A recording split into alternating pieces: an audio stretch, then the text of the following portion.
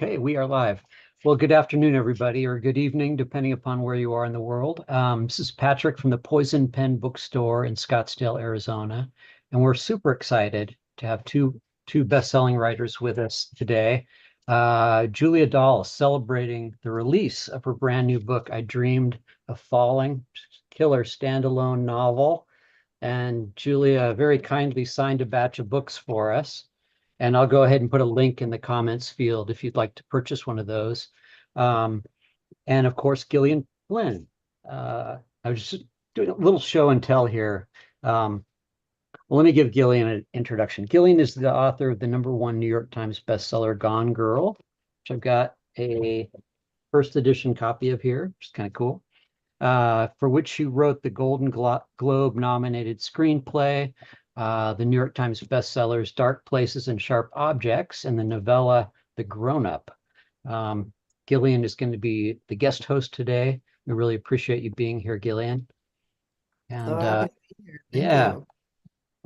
and before I drift into the background, I thought it was very cool that, Gillian's been a big supporter of Julia's since the very beginning. And here's the first book with an enthusiastic blurb from Gillian on the top, continuing that tradition with another blurb here, which is very cool. So if you have questions for Julia or Gillian, go ahead and put them in the comments field, and I'll emerge from the shadows whenever it's the right time, and I'll be happy to ask any questions you might have. So, Gillian, over to you.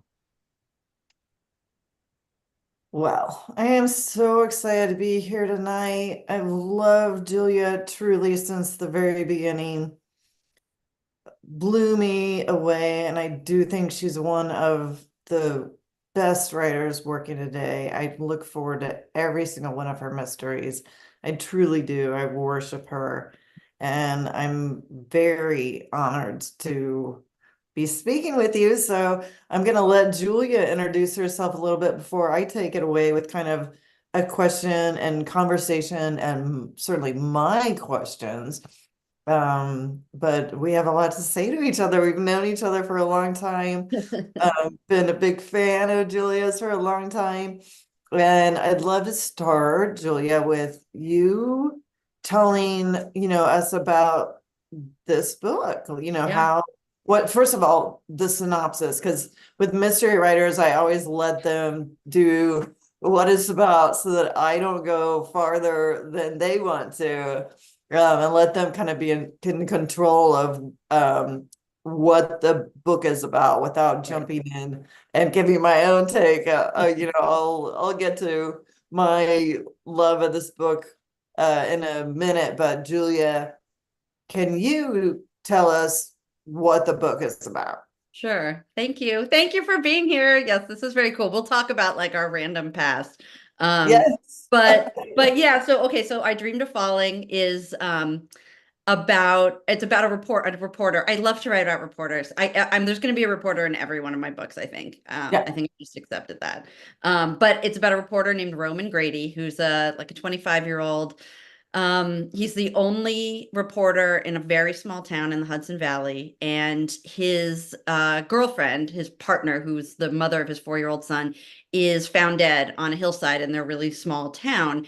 And immediately the police think it's an overdose. She's had some history with drugs. She was at a place where drugs were being done, and that's just sort of what it looks like. But he doesn't think that's what happened. And so he sort of starts digging, and the story is what he finds out about her, but also what he finds out about other members of his family and other people in the town, that there are just a lot of things going on with people that he literally lived with and had lived around his whole life that he completely was missing. It's kind of my favorite kind of mystery Hmm.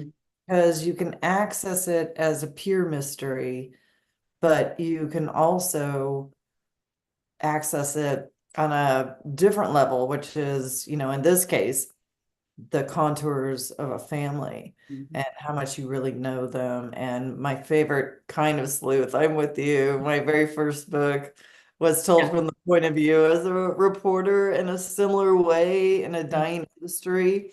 Mine was already dying. I know, almost 20 years ago, I was dying. I Yeah. mean, oh my God, I feel so old. Ugh. But it was already a point of view back then, as she was, from a paper that was one of the last in Chicago. Your character is kind of in a small town and even at a newspaper that is still on the way to being in trouble. And I'd love to ask, first of all, why you do like writing from the point of view of a reporter. You and I both Yeah, used to be in journalism. So right. tell me about that first and foremost. Well, I mean, my first three novels, were about like a tabloid reporter in many ways because that was the work I was doing when I started writing those novels. And I'll tell you that I had written in my early 20s, I wrote a novel and it was not very good. It was kind of like a literary novel, but it didn't really have a plot. And I tried to get an agent and I couldn't sell it. And and then I thought, all right, well, I'll go, but I'll just focus on journalism, fine. And I mean, it's like such a weird memory moment, but I was at the Barnes and Noble where I was living, and Sharp Objects must have recently come out, and I just saw it on the table, and it had that really striking cover, right, with the razor blade. And I was like, I'm immediately drawn to that, and I pick it up, and I see your name, and I'm like, wait, do I know her? And I sort of turned around, and I was like, that's that girl from Entertainment Weekly. And so I read, and immediately it drew me in because it's like I've always liked dark. I've been reading Agatha Christie and Stephen King since I was 10, right? Like this is what I mean, so I read it and I remember thinking that's what I want to write. And it was like the first epiphany I had where I had been reading mysteries. Like that was my book of choice my whole life. But somehow it had never occurred to me that that's what I should write. I knew I wanted to be a writer. I'd written a novel, almost two novels, and it was like, "Oh, you write a mystery." And that allowed me, I think, to finish the next novel because one of the things that's so challenging about like writing a first novel or a second or third, a novel basically where nobody is waiting for it and that you have no guarantee that anyone will ever pay for it or read it, is, well, how do I end this novel? And the murder mystery thing in a way is like a cheat. It's like at the beginning somebody dies, at the end you figure it out, and like you can do whatever you want within that, but it's kind of an easy bookend. And that was what allowed me, I think, to finally finish and then publish my first novel, which was about a reporter. So back to your question, I started writing it when I was working as a reporter at the New York Post. And like every day I called into the desk and they would be like, Julia, go to Staten Island, do this, go to Queens and do this, go to Brooklyn and do this. And it was, I just was running all over the place all the time. And I realized pretty quickly that what I thought was the most interesting stuff would never made the paper, right? It was like, the stuff, I mean, first of all, it was sort of the stuff, the machinations of being a reporter and a photographer and like the tabloid war world, but also just like the stories of the people that I was interviewing. I'd grab some quote for some day story, but I was really more interested in like something I saw in their bedroom or, something I saw on their lawn, right? So a reporter came easy in that I realized there's something inherently like entertaining and interesting about doing this work of like every day you're in somewhere different and all that stuff. And then I was like, well, she could solve a murder. I mean, like, because a reporter, like a cop, you can put them anywhere. They can be dropped into any situation because that's like what they do. So I did that in part because it was, I don't know, I don't want to say easy. It wasn't easy, but it was something I knew super well. I could write a zillion anecdotes about being a big city reporter, but also, and I think the reason I came back to it, because my fourth novel doesn't, which was my first standalone, doesn't really have a reporter in it.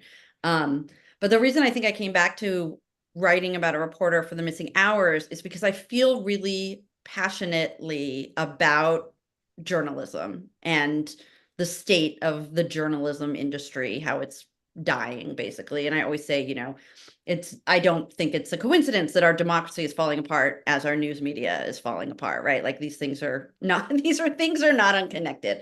And now I teach journalism, I advise journalism students, and I see so many of them who have so much passion and really want to make the world a better place with the work they're doing and storytelling. And it's like they are up against, it's just awful. The entry level jobs are like 40 grand a year in it, If right? I mean, like legitimately, if that exactly, and you need to have at least a bachelor's degree, maybe a master's degree. They'll work you to the bone, and you don't, and so many of them, especially, and this is why I made Roman a sort of a local reporter. He's the only guy at the paper doing it. So his job is like basically his newspaper is like what a lot of local newspapers have become because thousands have died, is basically a newsletter. It's like, here's the stuff that happened. There's no pretense of like, we're going to try to actually, speak truth to power, investigate the people in charge, follow up on documents and da da da da da. Like that's never going to happen. But that's what he wanted to do. That's what he got into it for. And so he's in this spot where he's super frustrated, not just like he's 25 and he feels like an old man, sort of. So, and I thought that as an industry was like that worked with sort of what was going on in the rest of his life. Yeah, yeah. I mean, it sounds like you and I were in similar states, because I remember trying to write Sharp Objects, and I wanted to write about female aggression and what that looked like, and especially generationally. Mm. And I felt like there wasn't enough of that out there. There was plenty about men and their violence and their generational issues, but just not enough about that. And I would write just women talking about it in different rooms. Like, it would get boring, and then I would just transfer. Like, let's move to the living room, or let's move to a different house. And it was so just straightforward.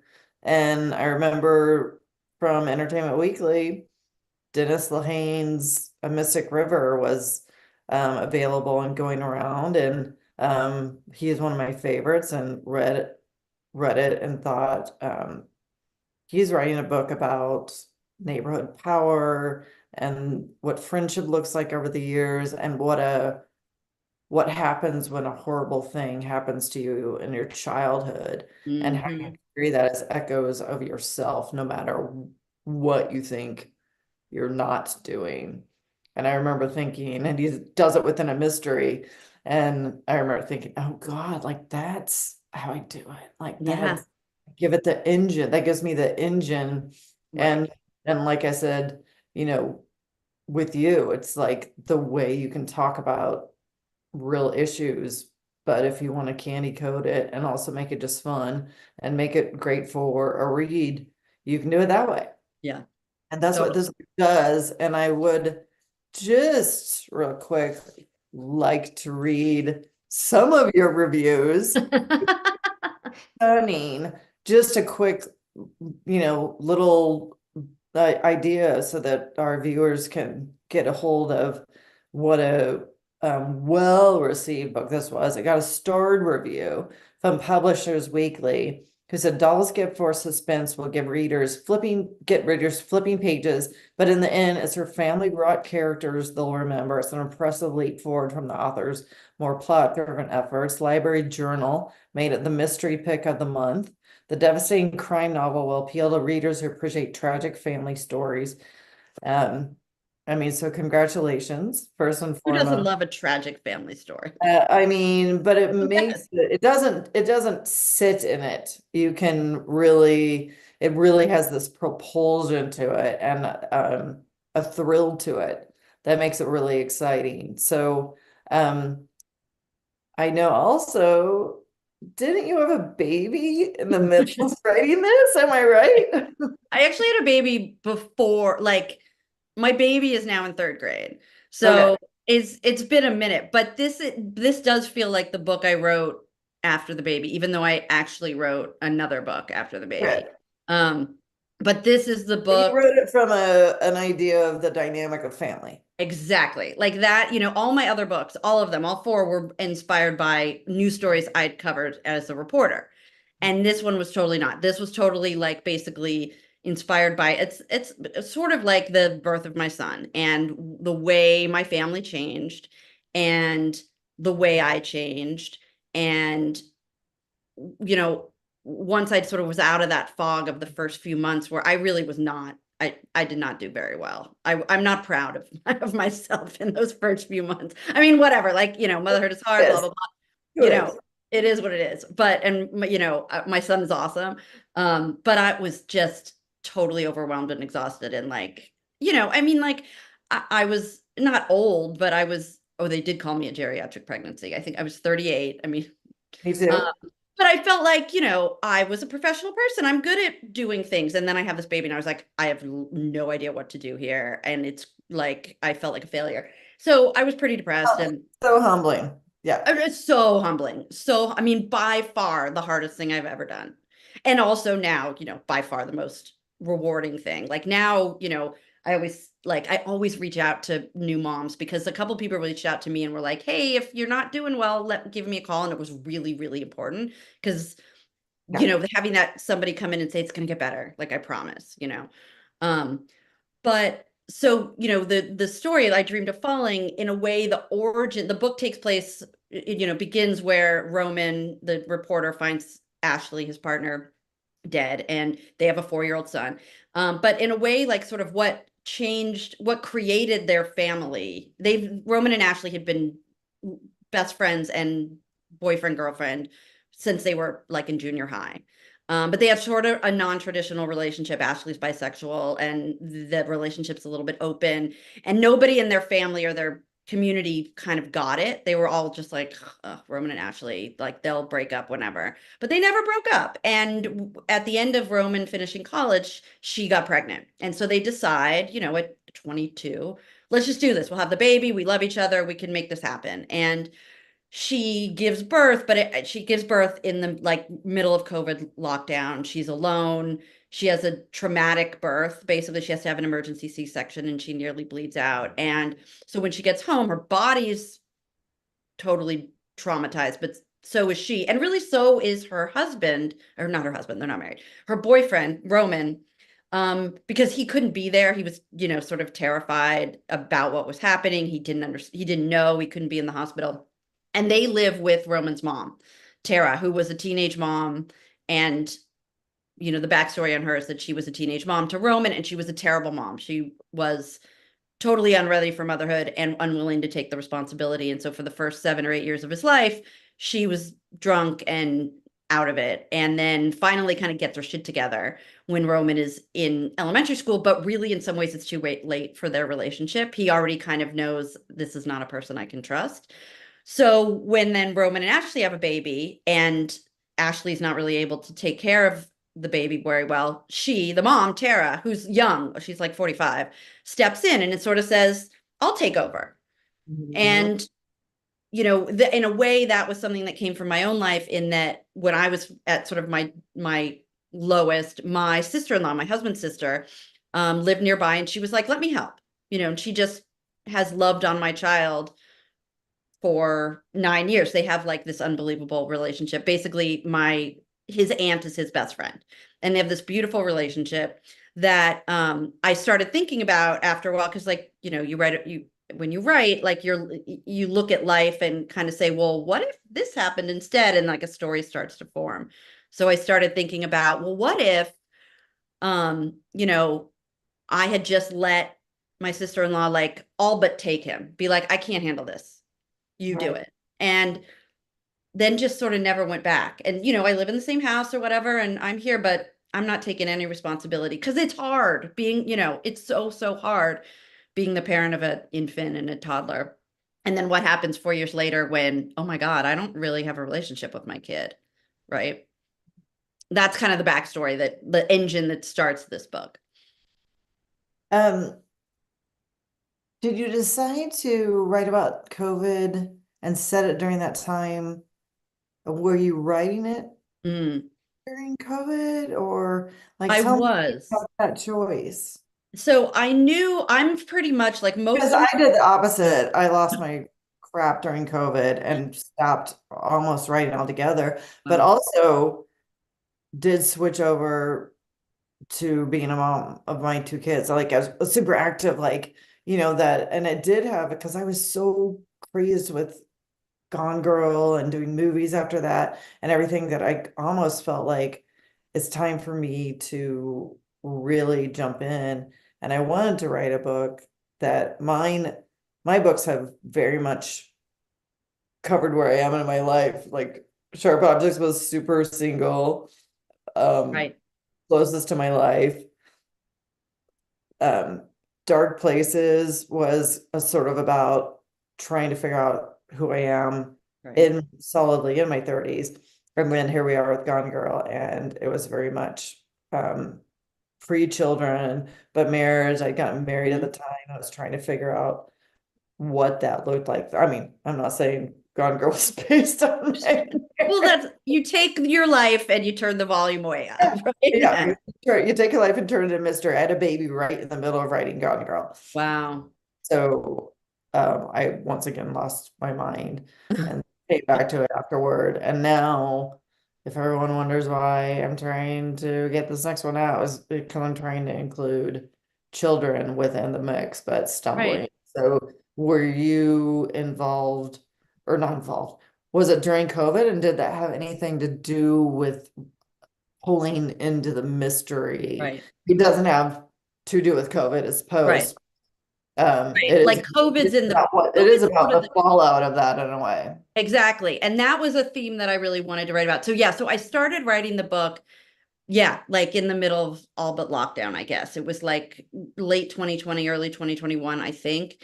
Okay. And I started thinking, I knew the story I wanted to tell, the story about the sort of the, girl or the young woman who kind of isn't able to take care of her child and her mother-in-law takes over and in that, the family dynamic story. But then COVID happened and I knew I didn't want to write like about COVID. I mean, like, and I also knew I was, happily we share the same brilliant agent and I have a brilliant editor at Minotaur. And they were like, yeah, you're not going to want to write like a COVID novel, right? Like nobody, once this is over, nobody's going to want to spend a bunch of time like thinking about it or living in it again. And that like rang true to me. But at the same time, I sort of was like, I really feel like my books are based in the real present, right? Like, Right. and it felt like it would have been false to just pretend, like kind of pretend that it didn't happen. So it occurred to me that, and then, things started happening in really the people around me. I was really lucky in that COVID, I feel like the way COVID impacted families is something I think we're going to be dealing with for like a very long time, right? Like so many people, so many people I know, split their relationships, fell apart, their, children started having problems. I mean, it was a really dark, terrible time. And it's a time that I think like lives on in a lot of families now, like the consequences of that time. And so I did want to write about the consequences of that time and not just like the lockdown stuff, but, and this, and you see it occasionally through I Dreamed of Falling, the way that like everybody reacted to COVID so differently, right? And some people were like, fuck it, I'm going to the bar. And some people were like, you can't come near me without a vaccine. And Right. if those people were in the same family, like things got real messy. You know what I mean? Because it Oh, wasn't like I was lucky. Everybody in my family, most of us, we kind of were able to work from home remotely anyway. We all were on the same page and we got really tight. yeah. But like, that is not how it happened for so many people. And talk a little bit about your character's family dynamics and how COVID affected that and does Right. affect, then affects the mystery. Right, It's right, like you right. said, it's So not about COVID, but it did splinter that family and send them off in trajectories right. that involve the mystery itself. Yeah, exactly. So like basically, COVID happens, they have this baby and both of them are sort of traumatized by the experience of not being together while having the baby, Ashley by having a really traumatic birth. But Roman has to keep working because he's the reporter and Ashley can't do anything. So her stepmom, or sorry, her mother-in-law steps in and basically becomes mom. And Ashley's able to kind of do basically just be depressed. And then she wants to start, I don't want to get too much into it, but basically she wants to start living her life again Yeah. after a year or so, right? And she's a yoga teacher. She wants to start teaching again. She'd started a yoga like channel, and she was making some money from that. But she was like I am, a 24-year-old woman. I don't want to sit in my house all day anymore after, a year or a year and a half. But her mother-in-law, whose entire world now is the little boy, she doesn't care about other stuff. Like she's 45, she's had her fun in her life. All that matters to her is this little boy is sort of saying, well, why bring more risk into our home? And so this like power dynamic and this strife starts in the family, where part of the family wants to get out of the lockdown, sort of get out of the masking, get out of the social distancing. And another part of the family is like, no, that's not healthy for our child, and so it becomes difficult. Right. How do you find, looping back just a dash, how do you find, you and I were both former journalists, and I won't bore people with how I apply that to my work, but how does that affect how you write books, and or does it? I would love to hear you answer this question too. Will you answer it after I do? Yeah, sure. Okay. So I actually started teaching this course, like an online, just anybody can sign up for it, called Fiction for Journalists, because so many ex-journalists or current journalists are also novelists, like some of the very, very best, right? Like one of my favorite is Anna Quinlan, my friend Adam Sternberg. I mean, you look at Taffy Burdesser-Akner, Michael Connolly. I mean, right? All these people were journalists, right? And some of it's like, yeah, we know how to bang out a story. We're not afraid of deadlines. We like to use words, but it's so much more than that. Like I feel like a lot of the work you do as a journalist is research. My friend Adam Sternberg, who's an author and an editor at the New York Times, talks about, he'll say, you don't have writer's block, you have preparation deficiency. And he kind of thinks of this as like, for journalism, like, okay, well, if you can't write your lead, it's because you need to make another phone call. You need to like get some more information. You don't know the story well enough yet, which I think makes sense. And I think it's also true for fiction. Like whenever I realize I finish a scene, and I'm like, I don't know what to write next, it's because I haven't thought it through enough.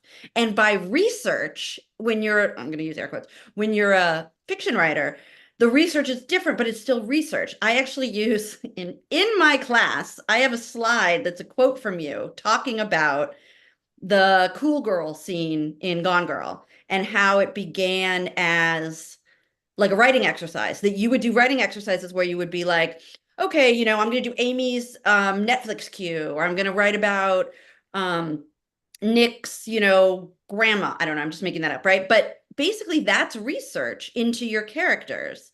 And journalists aren't afraid of research. And so it's like you just use these similar parts of your brain to tell stories, and then the freedom, at least as as a journalist, like I always felt like I wasn't a good enough journalist. Like there are some journalists who can really get the best stuff on the record, and I just, like, for whatever reason, it just the stuff that I was most interested in about most of my stories, I could never get on the record. Like I wanted to get inside their heads, and that was not going to happen.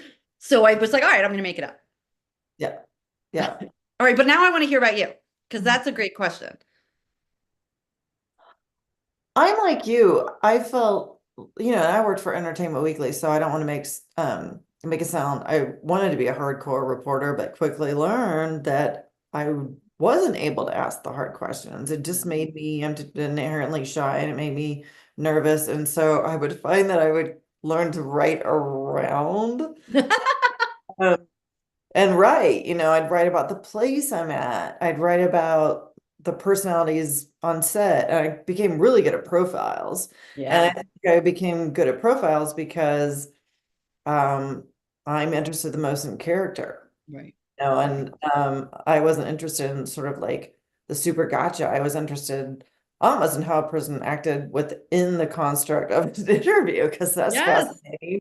I remember going to flying all the way to New Zealand and not ultimately getting that much. Peter Jackson's wasn't able, he'd had a family tragedy, and well, his mom had died, and I don't know if I think that's public knowledge, but Whatever. and wasn't able to get that much, and wrote a lot about New Zealand because that was so much about the creation of Middle Earth, and so was able to put together certain things. And I was really good at that because I wasn't as good at the eliciting the quote part. Right. I'm like you, journalism taught me to write and to learn that you don't wait for the muse to come. You sit down, it's work. You sit down and you write, and it doesn't matter if you're in the mood. I learned certainly to not be afraid of rewriting because you and I were both, became very used to your beautiful 2,000 word think piece all of a sudden, becomes because of, the issues of where a magazine goes and what's, what turns out, becomes half a page or something. Right, And right. learning how to rewrite. I learned how to figure out what was most interesting. Like you said, the hook. And I think that's huge in a mystery. Like what do I hang this story on? And, Yes. it really helped me in so many different ways and still helps me. And I, like you, gosh, I'm in awe of what journalists are doing today on Yeah. smaller budgets with less people, and so integral and important and key. I just learned I was better at writing fiction and writing. That was Yeah. what I Yeah. love to do. I love to write. I used, I spent the last of my career as a critic, and that was really informative to me because I had to look at things, what like it wasn't the A grades and it wasn't the D grades that were Mhm. the funnest because you know what they are. It was like, why is this book or movie or what, why didn't it quite get to the next? So I'm my own, it's such a cliche, but I am my own worst critic. I Yeah. I, I'm I sure. actually love critiquing my own stuff. I love going in and being like, this is awful. Sometimes I'll write a scene and it's not working and I'll do TK, TK, TK, Oh my better God, totally. paragraph. And Yes, totally. for journalism, TK basically means space, space, space, and it means to come. It's Right. for copyright version is that means to come. And I do that all the time. TK, better dialogue. TK, Yes. here's a plot point. It's not working. Right. TK. TK background scene to build character. TK, right. Oh, 100%. But also now, I mean, I think that's freeing. Like when I coach writers now and I do these classes for Yeah, fiction writers and for journalists and for not journalists. It's so freeing to be like, you don't have to write it, from A to Z. Like if you get stuck, TK and move on, yeah. like so much of it is like about don't get precious about it. Deadly to say this has to be the perfect scene or it cannot go on. Right. No. Sometimes, the key is to keep moving forward. People ask how to write a book, and it's like you write a book and like you get to the end and then you can go back. And if I sound vehement, I'm giving my own self my own advice. Like finish the fucking book. Stop worrying. I'm guessing people are going to want to learn about your process. I want to hear more just about, what your day to day looks like when you're writing a book. Maybe we should see if there are any questions, and if not, I'll jump back in. Are there questions? Yeah. Yeah, there are some questions. Uh, and some of them are exactly about that. Can you talk a little bit about your process? And everybody's endlessly fascinated with where the magic comes from. Right. I mean, I guess the secret is that there's like it's not magic, right? And like you have to work really hard for the magic to get there at some point. I'm a big fan of is it back here? I'm not going to turn around and get it because I'll like fall back. I'll end up falling over. But there's a great new book came out last year by Matt Bell called Refuse to Be Done. And it's a book about writing a novel in multiple drafts. And so much of it is like just go like for that first draft, just go. Give yourself permission. Megan Abbott says this all the time, but give yourself permission to write badly. Just write bad. It's gonna be bad. Your first draft's gonna be bad. It's gonna be bad. And Keep going. and Lamont, like don't who wrote Bird by Bird, which every writer loves. Uh, Yes. it's I mean, it's all about write your crappy first draft. Yes. You're right. Because if you don't have the draft, you can't see the whole. I mean, it's like, it's really impossible to judge a book. I think without seeing the whole thing. And, and it's impossible for you as a writer to know really where you're even going without at least trying to get there once. Right. And then I feel like in revision is where the magic happens. Like occasionally it happens when I'm writing a scene in the first draft. I'm like, oh, I got it, like sweet. But most of the time it's just like, oh God, like just keep going, just keep going. But the revision, when you are done and you start to look back and you read the beginning now knowing the end, you realize, oh, like, first of all, you realize, oh, I can add this little thing, or oh, I dropped a breadcrumb here. I didn't even know about it. That's when it starts to get like a little more magical, I think. I mean, I'm same as you. I probably have 4 versions of Gone Girl that I was with me trying to figure out, and thank goodness I went back because it just got better and better. It got more and more fun. I Yeah. mean, Yeah. actually, there's so like, don't be afraid of the suspense of writing the first draft because it's Mm. terrifying. And you sit there and go like, what if this isn't even worthwhile at all? But then you get to the end and you get that satisfaction of writing the end. Although I never write the end until I'm about to send it to my publisher, but I never write the very first paragraph because that's terrifying. And I never put the end until the end. I figure it out afterward. But it's fun. That's when it becomes fun for me too. But as Capote said, I don't like writing, I like having written. Right. And Wait, I have to Yeah. ask about the first paragraph because for me, I actually just like I'm starting a new book and been working on it, and I'd written about 50 pages and then I just totally got rid of the beginning and wrote a whole new beginning. But I do start at the beginnings, and often now with this book, it's not that, but often I end up keeping the first paragraph or the first chapter I write, but that's not how you work. the only one I did was Sharp Objects, and it's just because I was done by then. I just couldn't take it anymore. And it talks about her sweater. She's a narrator, and she says something along the way of my sweater was red and blah blah blah. And it's because it's talking about winter as a reporter. And my husband's always like, my husband, who's also my first editor, is always like, worst opening line of any book ever.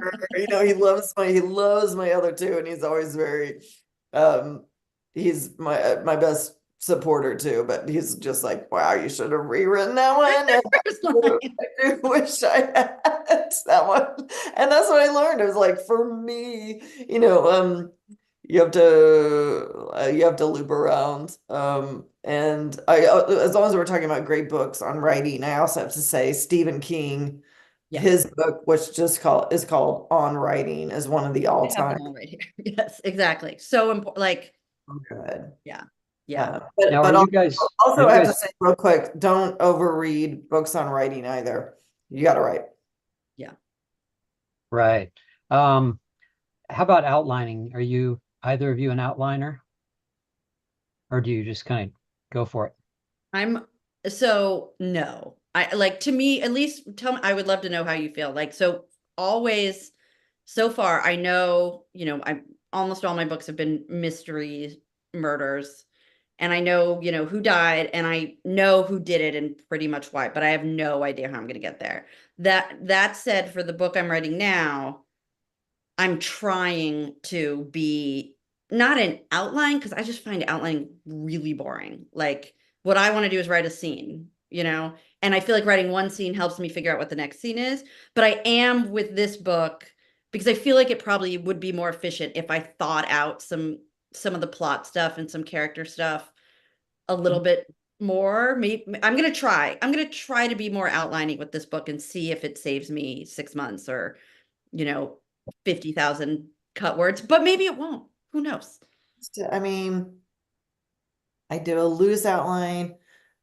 I'm not going to show everyone. I have one wall here in my office that's all wallpaper whiteboard. Just, erase whatever you call that. And I'll write just to save everyone how awful it is. But I write notes on that. I'll write notes on yellow legal pads. I have these everywhere to the point where I look back and it's a year later. I'm like, I don't know what this means. I love writing ideas down Hmm. much more. I've learned not to outline because I just always go off it almost immediately. So Yeah. I write my general ideas and I write character stuff, but for me personally, it doesn't work. Yeah. Do the novels always come out of character, or do you ever start with a situation and then the character fill in the characters? I haven't so far. Yours I've have not, always started with characters. yeah, always. It always starts with the primary character and or characters. Always. I think I feel like in a way, my last book, The Missing Hours, which was about a college student who was the victim of a sexual assault, in a way that came from having reported on a story similar to that when I was at CBS about a high school student who was sexually assaulted, and they'd taken a video and it was a nightmare. And I knew I wanted to write from the perspective of someone for whom that had happened to, because I just couldn't stop thinking about this girl after I'd written the story. But I didn't know who, like, but that can happen to any woman in any walk of life. And so I was trying to figure out, it took me a while to figure out whose story I wanted to tell of that. Um, yeah. But in this one too, I really did want to write about, but I guess really the character I created was Ashley, the mom in this story, the young mom who dies.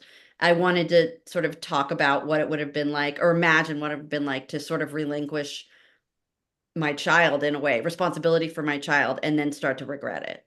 Yeah. And why did you decide the young mother? Because Ashley's a young mother. Um, the grandma's was a young mother, and you and I had my first child at 39. So Right. my mom had me at 20. Right. Oh, So I wow. always think Yeah. about that difference. I mean, yeah, I thought, well, that's the thing. It's like when I was saying, like are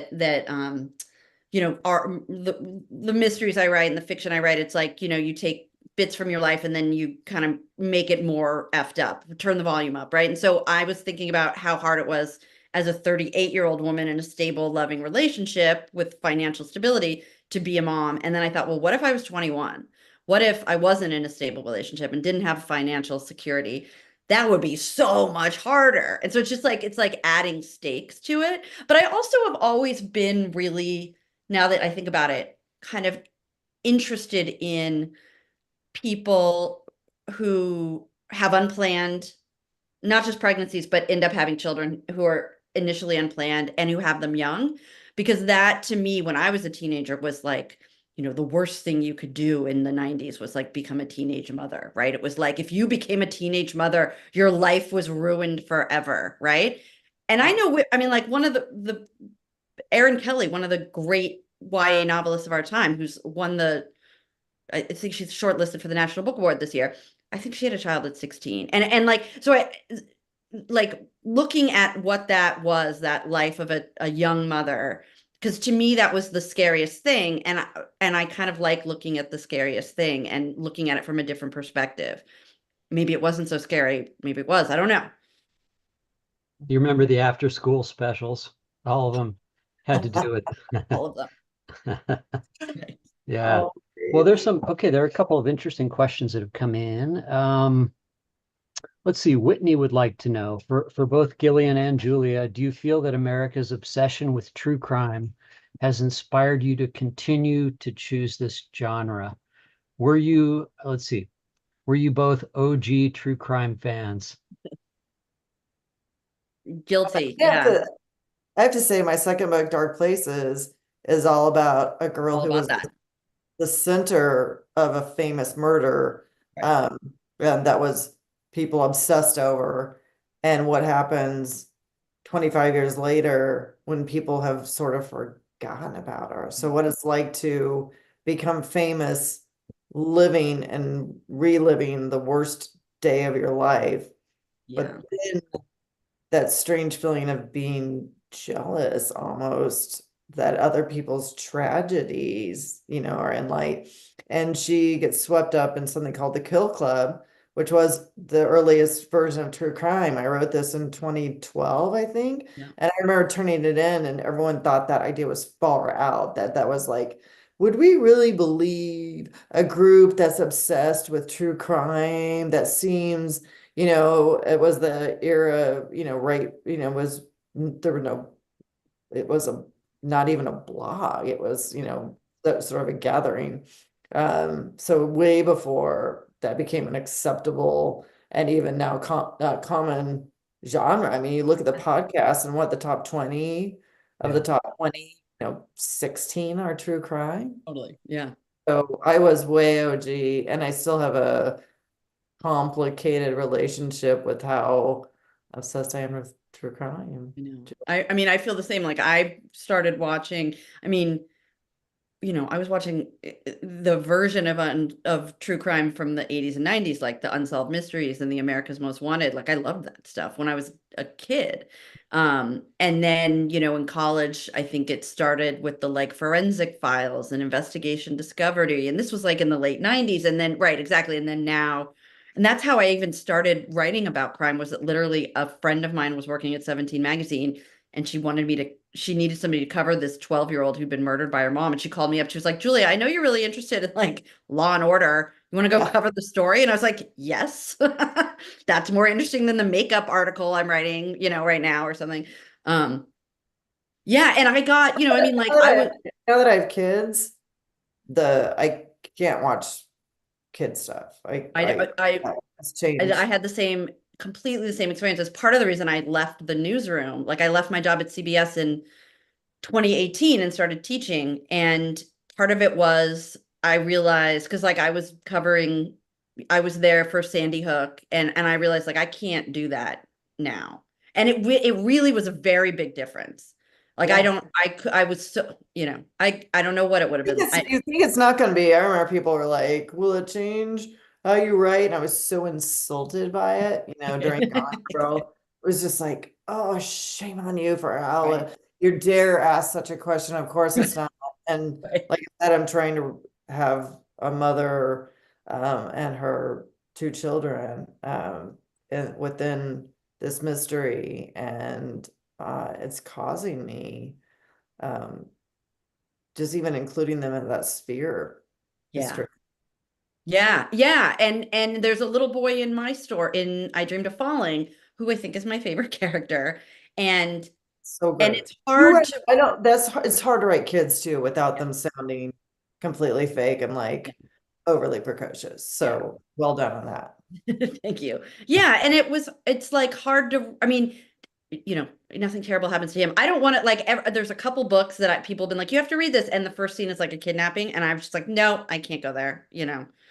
But to the true crime, I don't know. Like there have been very interesting and intelligent essays written about like why women are so interested in true crime and American women, but it may be a worldwide phenomenon. And there's a million, I think a lot of us feel like if we haven't been the victim of a violent crime, we've been close. We've been in a situation where it was like that could have gone really bad, right? Or we all know women who have been victims of violent crime. So it always feels like a little bit like it's close, and so watching that stuff in some ways like validates fears we have, I guess. But I'm much more I do a lot less true crime now. An occasional true crime podcast, I think, like the good ones, but I've become much pickier. Like I can't watch the run of the mill investigation discovery shows anymore. I don't find them interesting because, like you said, like what I'm interested in is the characters. How does this crime affect people? That's what and that you don't get as much. And you do Right. on the good ones, but not. That's where I go for the mystery thriller.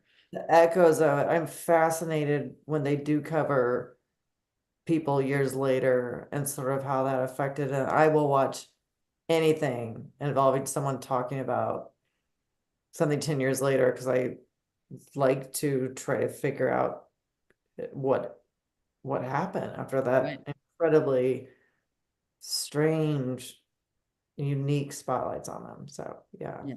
Yeah, with these high profile cases, when they'll go back after 10 years and then 20 years, and you'll see, how, oh man, it's intense. The And so ripple much is effects. wrong. Like we're not, they've just started or We're soon this. contributing to it. Like Yeah, that's exactly. problematic for me is I'm part of the problem. Right, right. And they get it wrong, and then all these myths get created, like they're gonna do this Menendez series soon. Like Right. I started reading about it again, and I was like, I didn't even realize, and that like it is now kind of accepted that abuse was absolutely a factor, I think, in this case, and that there was all this other stuff going on that like that just nobody talked about 30 years ago. And the fact that we could be so wrong about something, and now it just, Well, yeah. I mean, and also in the same way that reporters are great at being characters in a mystery, I would love to write a mystery from the point of view of a lawyer putting together a case and the spin, because it involves, you cannot avoid it if you're a good lawyer. But Yes. I'm not a lawyer, and that involves too much research. Too much research. I know. That's why I like, part of why I like writing about reporters, because I just know it. It's too daunting to do it correctly for me. This is why I always am in awe of people like Megan Abbott, who'll write a whole, like, she'll just be like, I'm gonna learn everything about what it takes to be a scientist now, or Or a ballet theater, dancer, and it's like, yeah, absolutely. She's how do you unbelievable. do that? Don't Yeah, know. I plead guilty to the true crime thing too. Yeah. You guys ever watch 2020? My Of wife and I will watch it and then we'll feel disgusted with ourselves for watching it because it's really 20 minutes of content that they stretch the hell out into like an hour and a half or whatever it is. I'm catching up Yeah. on the Karen Reed case right now, and I just watched the 2020 special on it because I came in late to it. Which case? Karen Reed. Oh, is that the Boston one? Yes, I've started a podcast on that. The podcast is pretty good. All right. But So I worked my job at CBS News. I technically worked for 48 hours. I mean, that was my gig. And it was fascinating. It was fascinating. What about the staircase? Do you guys have any theories? I I like actually I like didn't the watch owl it. theory. Just I love the owl theory. I watched the original documentary, and then my friend Antonia Campos did the dramatic version with Colin Firth and Toni Collette, which also did it justice. So I will watch both if it's a mystery. But seeing that mystery unfold as I was watching it was like the blow poke. I was like, what? Uh, I still know the word blow poke for only for watching that documentary. right. Let's see. So Gillian, I'm sure you're prepared for all these questions about when are we going to see your next book? So I do have an excuse, which is I've been in TV and movie land since Gone Girl. My dad was a film professor, so I love movies and TV as much as I love books, and it started with writing the screenplay for Gone Girl, which was with David Fincher, which was the best first experience a writer or screenwriter can have, and went on from there. And um, so I have been doing stuff. Anytime I go on social media, which I don't very often, is because I get barraged with stop doing social media and get off of it, which I'm like, I'm never on social media. But when is the next book? It's in first draft stage, but that said, it's been in first draft stage for a while because I keep finding cool projects that I Right. love It's to not like you're love. not doing anything. Yeah, and I'm doing my second book, Dark Places, for HBO right now. And Just saw that. I'm so excited. yeah, and I really just like, sure up objects too with HBO also. Like I want to be involved in my own books. I love the process, and I love feeling like my voice is like there, and that if I don't live it, I have only myself to blame. I also like that as a former critic, I guess. I like that sensation. And I love it when people come up to me and say, I hate this thing that you did. I would much rather them have an opinion on it than say like, oh, I liked it, and Do never think people about do anything. that? Yeah. I'm always like a little rude and odd choice, but also honest, and don't mind it. Having been a former critic, I truly am like, you know, dish it out, you gotta take it. So I really am not offended, I guess because I know how it happened since I used to do it. I know it's not this monolithic thing, it's someone's opinion and fine, you know. It's Were very you a helpful. book critic, Gillian? I Or did some book criticism, yeah. yeah. Yeah, I did. And it was mostly TV. I was the primary TV critic. Mm. Uh but a little bit of everything except for music, which I would have no right to touching that. Know where your talents are. Let's see here. What else do we have? Oh yeah. I wanted to ask you, Gillian, about your wonderful publishing imprint and the two books by Margot Duwaihi, I think is the way you Yeah. pronounce it, which are awesome. And then the best title in the free world, which is Kitten Tits. I So good. mean, Man, um, wish I'd ever had a book called Kitten Tits. So Zando is a imprint that was started by my Gone Girl publisher at the time, and I will be Molly Stern, and I'll just be forever indebted to her because she was the one who was like, could have said no because it's a weird mystery. You know, if you find out who did it in the middle of the book, and it doesn't have this ending that's tied up necessarily entirely. It's a little bit of an open ending, and it has two narrators who are really unlikable. And she was like, "Do you know this? Do you know this? Do you know they're unlikable? Do you know it's do you find out?" And I was like, "Yeah, yeah, yeah. I meant to do all that." And she was just like, "Cool." So I mean, I love that. I love that. I appreciate it so much. And so when she started Sando and asked me to do an imprint there. I wouldn't have done one probably anywhere else, but I trust her a lot, and I get to publish people like Margot and wonderful books by Holly, who was Kinted, and I can, you know, list the people I'm so proud of. And it's about giving authors a voice who are a little bit different, who, you know, the market right now isn't always friendly. I don't know that I would have got my first book published in the market right now. So and then you did the center, right? absolutely, yeah. I'm I'm just it's a combination. It's not all mystery. Kitten Tits is this crazy YA novel or about a girl, a coming, I should say about a girl coming of age. And I don't feel like there are enough books about girls coming of age that are really dark and hardcore and gritty. There are tons, again, there are tons of stories about boys, but not as many about girls. Yeah. And then Araminta Hall, is that Yeah. right? Yeah, Yeah. that was a recent or earlier this year, I believe. Mhm. Yeah. Yeah. Again, um, uh, a story about personality and character and society right now wrapped inside a mystery. Mhm. Great. Let's see, any other questions coming in here? Oh yeah. This is from Renee, and she's asking Julia, did you come up with the title for this book? I Mm. did, and this is a funny title. Like I actually realized it. Um, Somebody asked me recently, "What does the title mean?" And I realized I didn't know exactly.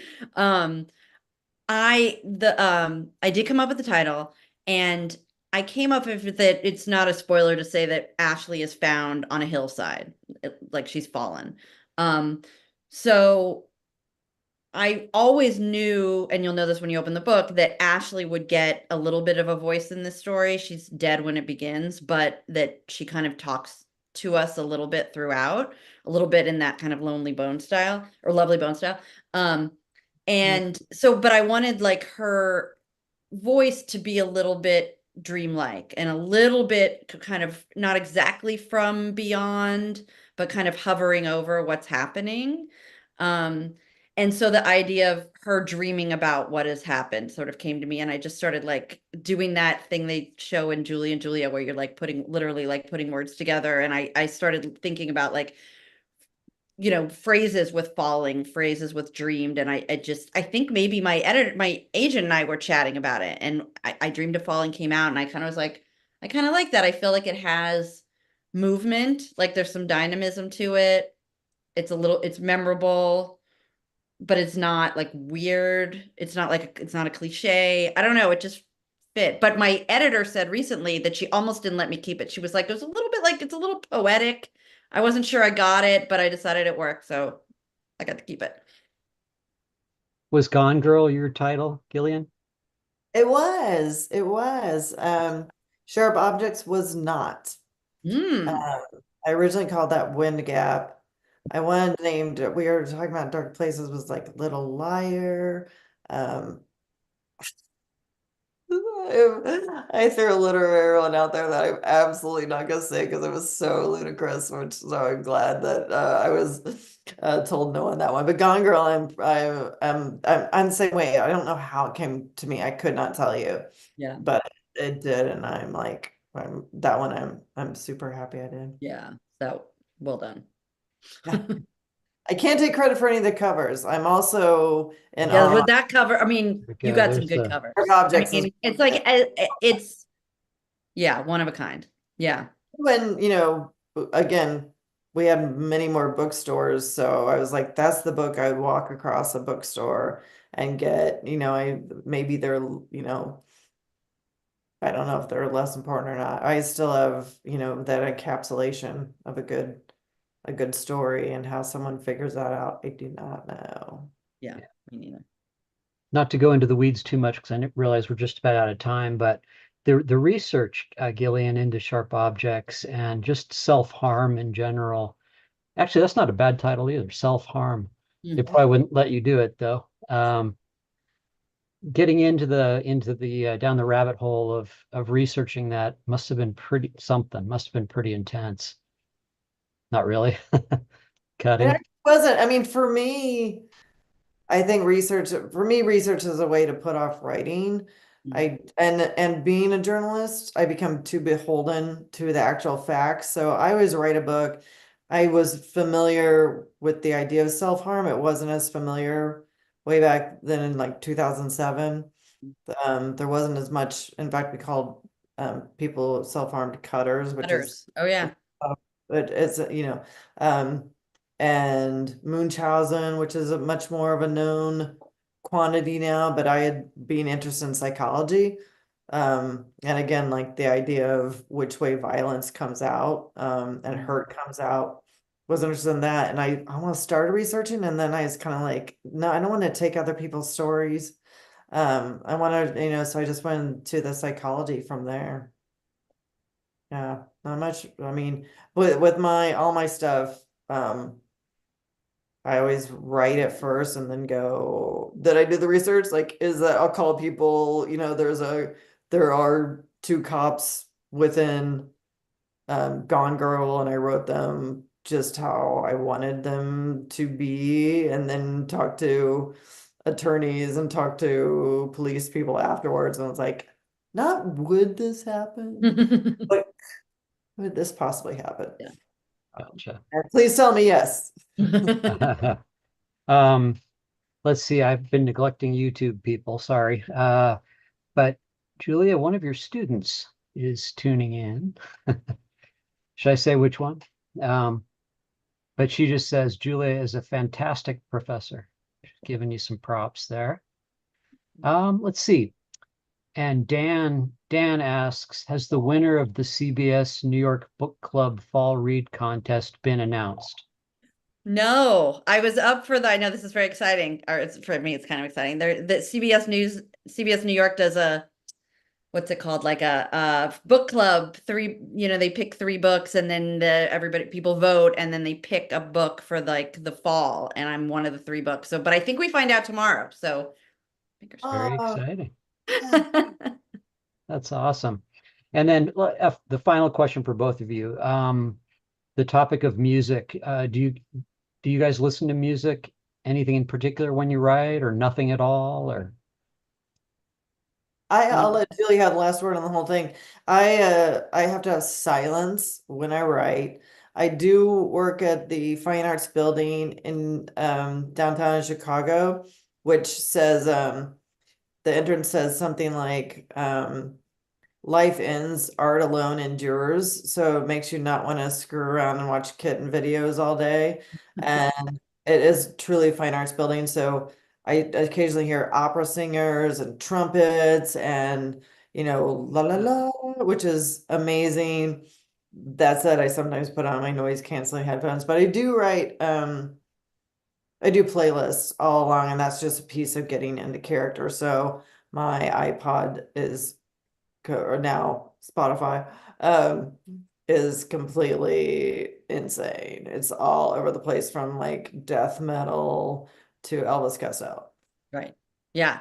I'm the same. I can't write with music, even like definitely not with music with lyrics. So like I also have either earplugs or noise canceling headphones that I even use in the library because if I really need to focus, I need silence. But then, a lot like as I spend probably at least as much time as I do writing out, like for me, taking a walk is sort of how I come up with what's going to happen next. Who are these people? And where do they go? How do I work out this motivation, this plot element that I'm having trouble with. So I go on a walk, and in those times I alternate between sort of forcing myself into silence to force my brain to think about the problem or whatever I'm, working on, but then also music that inspires me, either that I think of as like the character would have listened to this, or music that gives me that I feel like it has similar themes to what I'm working on. I mean, it's just like everybody else when I'm not, I've never been a Taylor Swift fan. I'm kind of like too old. Like she wasn't big when I was young, and then I don't, my kids aren't young enough to or old enough to be into her, so I kind of missed that. But so I wasn't like a huge Taylor Swift fan, but that album Folklore came out during the pandemic, and everybody was like, listen to Folklore. And I was taking lots of walks, so I put it on, and a couple of the songs on that album were really like key in some ways to this new book, I Dreamed of Falling. I actually did a playlist for a guy. I think it's called Large Hearted Boy. He does like a Substack that's novel, like playlist by author. So I think it'll come out in a week or two. And I did like a bunch of songs that I was listening to when I was writing this book, and that kind of talk, that are thematically similar or to each like character and stuff. Yeah. Right. Well, guys, I can't thank you enough. Congratulations, Julia, on the new book here. Thank you. And we hope to see you back here in the Patrick, desert soon. thank you, Thank you Patrick, so much, both of you, for all for your having us. support and Yeah, Gillian, everything. thanks so much for doing this. Much Yeah. appreciated. Thank And you, everybody, for coming. have a Buy the great night. book. Buy the book. Buy the book. Bye. Have a Bye-bye. good Good night. night.